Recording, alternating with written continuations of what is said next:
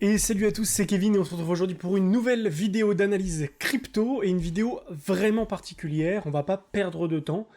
J'aime bien appeler mes vidéos analyse sans blabla, on en est à l'épisode aujourd'hui 36 et on va aller vraiment droit au but. Il y a une chose ultra intéressante à regarder en ce moment, c'est le dollar, le DXY. Le dollar est en train de pousser aujourd'hui, grosse journée d'accélération. Attention, on risque d'avoir un signal très fort par rapport à cette journée d'aujourd'hui. Pourquoi ? Par rapport à cette mèche qu'on a fait ici, qu'on a identifiée. Pour l'expliquer de manière très claire, si on clôture, on arrive à clôturer en daily au-dessus de cette mèche, ce sera déjà un très gros signal bullish sur le dollar et donc un signal très bearish sur le S&P 500, sur le Bitcoin, sur l'Ethereum. Maintenant, ce sera pas suffisant en soi pour trader sur du long terme, mais sur du court terme, ce sera hyper intéressant. Donc si jamais on clôture aujourd'hui au-dessus des 109.294, donc au-dessus de cette revers, au-dessus de ça, ce sera très bullish pour le dollar et donc très bearish pour le BTC, le TH et le S&P 500 à court terme. Si jamais on clôture la semaine au-dessus de ce trait vert, ce sera ultra bullish pour le dollar qui sera prêt ici à s'envoler, faire quelque chose comme ça et partir bien plus haut. Et donc, encore une fois, très bearish pour le Bitcoin, Ethereum et S&P 500. Et en même temps, ça tombe très bien. Pourquoi ? Puisque le TH, avec la sortie de sa nouvelle mage, qui arrive, on pourrait très bien avoir quelque chose du style buy de rumor, sell de news. Donc, on va se le noter ici. On a très bien pu avoir ici quelque chose comme, ici on buy de rumor et maintenant on va sell de news. Et donc ici, on pourrait très bien sell de news pour aller plus bas. Et donc attention, on va marquer attention au fameux buy de rumor, sell de news sur ETH 2.0. Donc attention à ça, malgré tout sur ETH, on est quand même puissant. Pourquoi ? Puisqu'on a ici fait un range, on a cassé le W ici, on a pullback une première fois, ici on est revenu en haut, on vient retester ce canal, on a fait une belle bougie de ravalement haussière ici, mais là on temporise, on n'arrive pas à aller au-dessus, et donc à voir ce qui va se passer ici, si on refait une grosse bougie rouge là, ça pourrait nous ramener bas de range, voire même un peu plus bas pour aller casser et défoncer tous ces points bas ici. Enfin, sur BTC, du coup, où est-ce qu'on en est pour l'instant ? Eh bien, pour l'instant, comme prévu, on n'a pas encore touché notre target final. Et ce qu'on peut voir ici, c'est que ce canal haussier, ici, on l'a cassé vers le bas. Sur cette journée du 26 août, on a cassé ce canal baissier vers ce canal haussier à la baisse. Quand on casse un canal baissier à la baisse, qu'est-ce qui se passe ?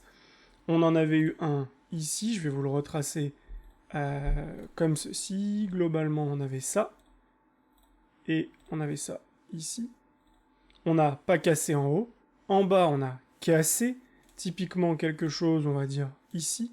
On a cassé ici, on a pullback, on a temporisé un petit peu, et derrière, ici on a fait une bougie de ravalement haussière, mais derrière, grosse baisse, et on a commencé à descendre violemment.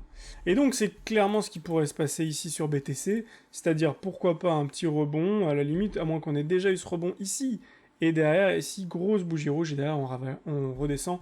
Pourquoi pas pour aller plus bas, pour aller déjà péter tous ces points bas ici. Tout le monde en ce moment est en train d'être persuadé qu'on a fait un plus bas, avec leur fameux indicateur qui leur donne la pastille bleue. Mais attention, ça pourrait vraiment rien à voir avec tout ça, et on pourrait vraiment avoir un scénario catastrophe avec une grosse jambe baissière ici, pour poser un gros point bas là, et ensuite en 2022-2023, ranger ici pour peut-être ensuite poser un vrai double bottom et repartir pour 2024. S&P 500, hyper négatif, mais je vous l'avais montré par rapport à ce qui s'était passé déjà avant. On a exactement la même chose ici, ça et ça, derrière on fait un M, ici on fait un M et on descend, donc là on descend, derrière on est descendu, on a eu un petit rebond, ici on est descendu, on a eu un rebond, et derrière grosse descente, ici on aura peut-être un rebond, descente, etc.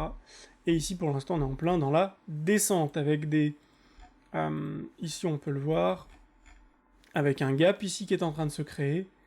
Un gap entre cette zone et cette zone. Attention, c'est un gap soit qui pourrait faire accélérer le cours vers le bas, soit un gap qui pourrait être juste simplement comblé, donc avec un petit rebond demain, dans la journée ou ce soir, à voir. Dans 2-3 heures, pourquoi pas avoir un rebond, j'y crois pas trop, mais à voir. Maintenant, le dollar, c'est ce que je voulais vous dire, c'est le plus important à regarder ici. Si on clôture au-dessus de ce trait vert, ce sera bullish, et donc il faudra s'attendre à de la descente sur BTC, ETH, et franchement, quand je vois ça sur BTC, ça m'indique juste que c'est, pour l'instant, juste ultra bear, en fait. Maintenant, quand on regarde la MACD, effectivement, ici, on est en train de faire une divergence, mais c'est que potentiel en fait, c'est que potentiel, et on pourrait très bien ici avoir une accélération baissière, le MACD recommencer à faire des plus bas, et ici finalement refaire un plus bas sur MACD, et donc ne pas avoir de divergence. Donc on temporise, on attend de voir ce qui se passe, pareil sur ETH, ETH pour le moment, qu'est-ce qu'on a? Est-ce qu'on a une divergence? Il faudrait que je zoome pour voir ça. Ici on a non, pas grand chose. Donc juste on attend de voir ce qui se passe, mais je m'attends à une accélération baissière. J'ai pas envie de prendre le cours trop d'avance non plus, donc on attend de confirmer. Mais attention, ça sent vraiment pas bon là, donc soyez très prudents sur ce que vous faites, soyez patients surtout, et moi je vous dis à demain pour une prochaine vidéo. Ciao ciao.